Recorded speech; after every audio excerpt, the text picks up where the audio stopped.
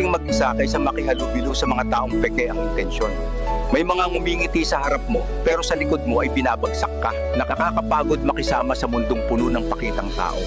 Araw-araw, kailangan mong mag-ingat kung sino ang tunay at sino ang nagpapanggap. Kaya minsan, ang katahimikan ang pinakamalakas na depensa. Hindi mo kailangan ng maraming tao.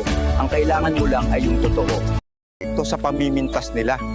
Hindi ka naman nila lubos na kilala at hindi nila alam ang buong kwento ng buhay mo. Kadalasan, ang basehan lang nila ay ang mga naririnig nila mula sa iba.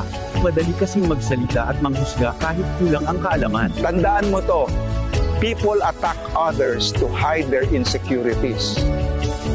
Nira sa'yo, minsan magandang senyales yan. Ayon sa kasabihan ng matatanda, kapag may taong naninira sa likod mo, lalo ka raw pinagpapala.